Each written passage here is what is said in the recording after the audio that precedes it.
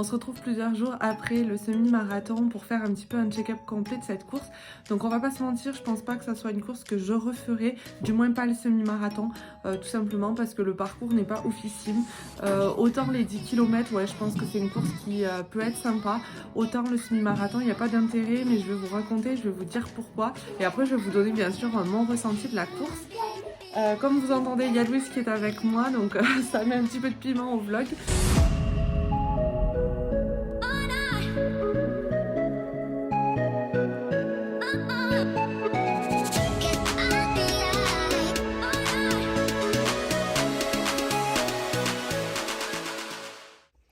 Hello à tous, en direct de ma voiture où je viens de récupérer mon petit dossard. Voilà, il est là, je vais pouvoir m'habiller. Donc nous sommes au PAL dans l'Allier. Le PAL, c'est un parc d'attractions et un parc animalier.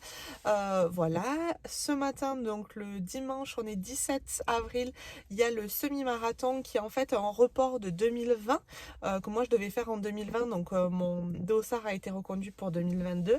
Le grand jour est aujourd'hui. On devait venir en famille, nous, mon mec et ma petite puce devaient venir m'encourager ce matin et ensuite on devait faire la journée au parc.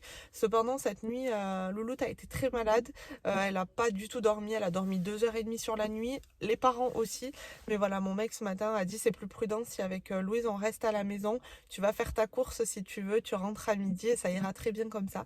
Donc on reviendra une prochaine fois quand elle ira mieux au parc, mais le matin de la course c'est aujourd'hui, donc voilà, je vais aller enfiler ma tenue. Il est 7h moins 5. Le départ est à 8h, donc tranquillement, je vais me réchauffer parce qu'il fait que 2 degrés, même si sur les coups de 9h30, ils annoncent 12 ou 13. Donc il va y avoir vraiment un écart de température. Cependant, j'ai prévu short débardeur. Voilà, donc je risque de me peler un petit peu sur les 2-3 premiers kilomètres.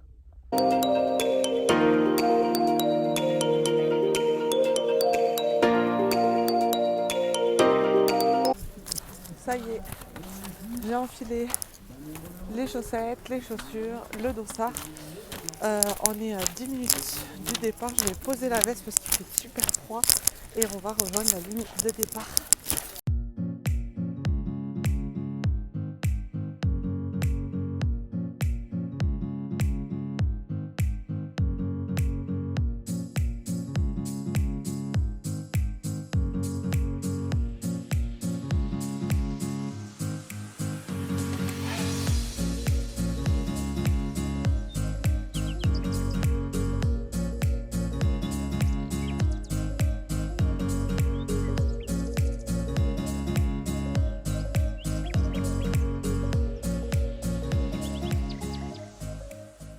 Premiers kilomètres donc se font sur de la route. Bien sûr, on a eu une erreur de parcours puisqu'en fait on a 1,5 km et après il y avait un embranchement et en fait l'embranchement semi et l'embranchement 10 km et on nous dit tous les 10 km à gauche et les semi-marathons à droite. Sauf qu'en fait c'était la deuxième boucle où il fallait que les semi-marathons partent à droite. Donc en fait on nous fait partir à droite dès le premier tour. On avance dans un bois, il y avait une longue ligne droite, etc. Et en fait, là, on voit une petite voiturette du parc arriver, nous courser après, dire non, faites demi-tour, c'est au deuxième tour qu'il faut partir là, etc. Sauf qu'en fait, moi, je me rends vite compte avec les personnes avec qui je cours que ça nous a rajouté environ 2 km quand même l'histoire. Donc, on avait fait 1 km pour descendre et du coup 1 km pour remonter et retrouver la boucle. Donc, on se retrouve derrière toutes les personnes qui marchaient ou qui étaient déjà sur un temps faible du 10 km. Donc, pareil, il faut remonter tout le monde, etc. Ensuite, on termine sur cette phase-là et on va pour rentrer dans le parc. Donc, on rentre dans le parc, je pense, au 3e ou au 4e kilomètre. Et en fait, là, on se retrouve à faire des serpentins et ça pète les jambes. En fait, ils nous font passer 1 kilomètre dans le parking du parc. Et en fait, vous faites un aller, hop, un serpentin, un retour et ça pendant 1 kilomètre. Sauf que ça n'a pas grand intérêt, ça casse les jambes, mentalement, c'est dur, etc. Bon, après, par contre, on rentre dans le parc et là, j'ai fait un paquet de vidéos que je vous mets dans cette vidéo où c'est grave sympa. On passe au niveau des attractions, il n'y a que les coureurs dans le parc, on passe auprès des animaux, etc. Là, c'est assez magique, c'est assez féerique, il y a la musique du parc, etc. Donc ça, c'est génial. On ressort du parc, là, on a le ravitaillement et le 10 km se termine là.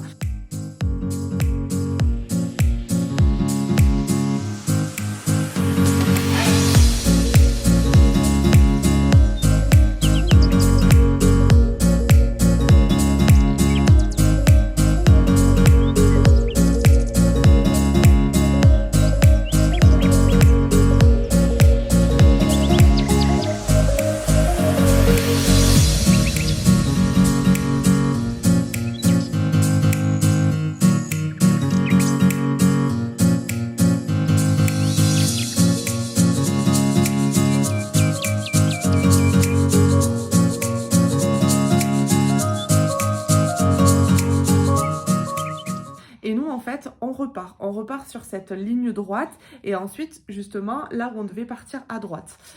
Donc là, on rentre dans ce sous-bois, je pense qu'on est au 12e kilomètre. Moi, c'est là que je rencontre Leïla. Et Leïla, on va se suivre tout le long du semi. Donc on ne marche pas du tout. On s'accroche l'une à l'autre, on sympathise, on se donne des messages d'encouragement l'une l'autre, etc. On avance. On passe dans ce sous-bois, une descente, une longue montée. Et en fait, là, il n'y a pratiquement que du faux plat ou des montées. Vraiment, psychologiquement, c'est très dur. Et en fait, on voit ces 5 km de ligne droite pratiquement. Et là, en fait, il faut savoir que la circulation n'est pas arrêtée. Ça veut dire qu'on est avec les bagnoles. Donc, sans cesse, il faut se mettre sur le côté pour laisser passer les voitures. Parce qu'en plus de ça, c'est la route pour aller au parc et pour repartir du parc. Donc, toutes les personnes qui ont fini 10 km, elles partent sur cette route. Donc, vraiment, il y a du monde et ça, c'est un petit peu pénible. On arrive dans le village. On a un petit ravitaillement d'eau et une barre de céréales. Et ensuite, on fait pareil sur toute la remontée. Et pareil, en fait, il y a une petite descente et après que de la montée ou des faux plats montants. Et ensuite, on arrive dans le parc. Donc, en fait, moi, j'ai la montée où tu arrives au parc. Donc, déjà, faut se fier... Enfin, normalement, tu te fies à la montre. Et là, moi, la montre, je savais que j'avais du décalage, mais je ne savais pas exactement combien. Mais du coup, là, moi, j'arrive à la côte. Je crois que je suis à 21,5 de kilomètres. Et en fait, je me dis, peut-être que j'ai rattrapé mon retard ou il y a eu une erreur de parcours, je sais pas. Et je dis, de toute façon, on va pas retourner dans le parc. Donc, on a la montée, l'arche est à gauche, on va rentrer direct dans l'arche à gauche. Et en fait, on arrive à l'entrée du parc et là, ils me disent, non, vous retournez sur le parking. Donc, en fait, on se retape le kilomètre de serpentin. Et là, clairement, moi, je vois sur la montre maintenant sur Garmin qu'en fait, j'ai bien accéléré à la montée et les serpentins, j'ai re-ralenti parce que clairement, ça te casse les jambes. Psychologiquement, j'étais agacée complet parce que il y avait eu l'erreur de parcours. Les 12 km du semi, ils étaient ultra longs. Et là, clairement, de nous refaire passer dans ce serpentin, j'étais vraiment psychologiquement vraiment atteinte. J'ai dit, oh non, enfin, vraiment, ça m'a ennuyée.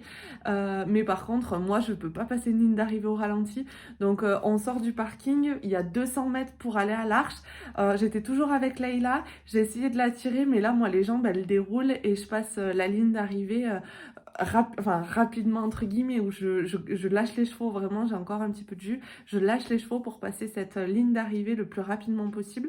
Voilà, il faut savoir que la médaille on l'avait avant, merci le coronavirus. Du coup, dans notre sac de départ, on avait déjà la médaille avec le dossard. Mais par contre, ils nous ont demandé de ne pas mettre la médaille pour la course, enfin normal. Mais du coup, voilà, il y a rien à l'arrivée. Ils nous tendent une bouteille d'eau avec une compote, je crois, c'était un sachet. Voilà, et après, chacun rentre chez soi. Moi, j'ai eu mon mec au téléphone entre-temps. Louis, ça allait mieux. Donc, ils me disent, on te rejoint. Donc, j'ai fait une petite sieste dans la voiture. En fait, j'ai discuté avec d'autres coureurs des voitures à côté. Ils sont arrivés. On a passé la journée au parc. Et voilà, par contre, le soir, j'étais rétamée entre la nuit de 2 heures de sommeil, les premières chaleurs, le semi-marathon, du coup, qui s'est transformé en 24 km 2. Voilà, j'étais quand même pas mal. On a fait 32 km sur la journée. Donc, j'étais bien. L'objectif, c'est un marathon trail que je fais seule. C'est pas organisé, etc. Normalement, ça arrive au mois de mai ou début juin. Tout dépendra de la météo et de mon état de forme. C'est ça aussi l'avantage de ne pas avoir de course, c'est que je vais me fier à mon intuition et à mes envies du moment. Tout ça arrive très bientôt. Il y a aussi la préparation du triathlon. Donc de toute façon, je vous vloguerai de manière un petit peu plus régulière ces préparations de course. En tout cas, j'espère que cette vidéo vous a plu, vous a peut-être quand même à vous donner envie de faire soit le semi, soit le 10 km du PAL. Je vous remercie et on se dit à très vite.